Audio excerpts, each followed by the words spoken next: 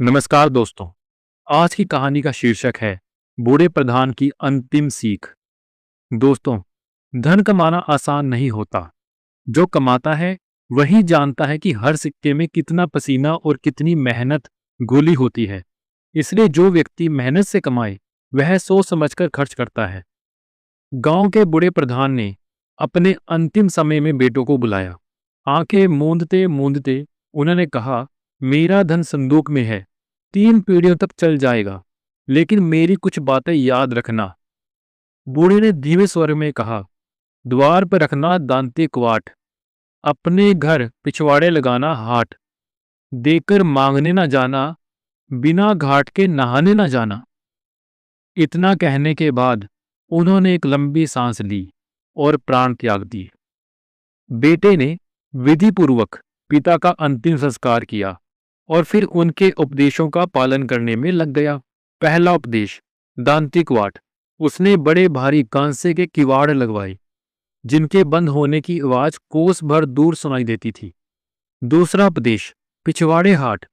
उसने अपने खेत के पीछे एक हाट की झोंपड़ी बनवाई और दूर दूर तक प्रचार करवाया। लोग बहुत नहीं आए, लेकिन बेटे ने खुद ही सामान खरीद लिया और बंधु बांधवों को भोजन करवाया। इसमें अच्छा खासा धन खर्च हो गया। तीसरा उपदेश, देकर मांगने ना जाना।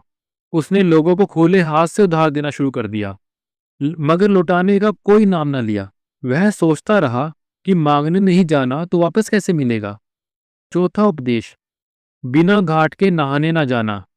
यह उसे और भी उलझन में डाल गया। क्यों घाट छोड़कर कोई और जगह नहाए। कुछ ही दिन में हालत खराब हो गई। घर का खजाना खाली हो चला।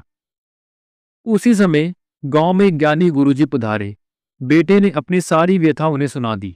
गुरुजी मुस्कुराए और समझाने लगे, दांती कवाट का अर्थ है दरवाजे पर अच्छे कुत्ते पालो। वे थोड़ा खाएं मगर घर की रक्षा करें। पिछवाड़े हाट का मतलब है अपने घर में ही सब्जी बाजी उगाओ, जिससे खर्चा बाहर का ना हो। देकर मांगने ना जाना, इसका अर्थ है कि उधार सोच समझ कर दो, बंधक लेकर दो ताकि मांगने की नौबत ना आए।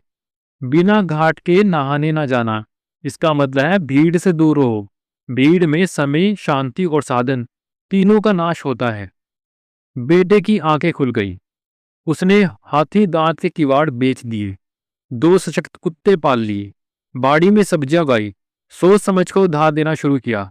बाप की बातों का सही अर्थ जब समझा तो घर फिर से बढ़ने लगा। कुछ ही वर्षों में वह गांव का सबसे समृद्ध लेकिन सबसे समझदार व्यक्ति कहलाया। दोस्तों, कभी कभी जीवन की सबसे गूढ़ बातें प्रतीकों में छुपी होती हैं।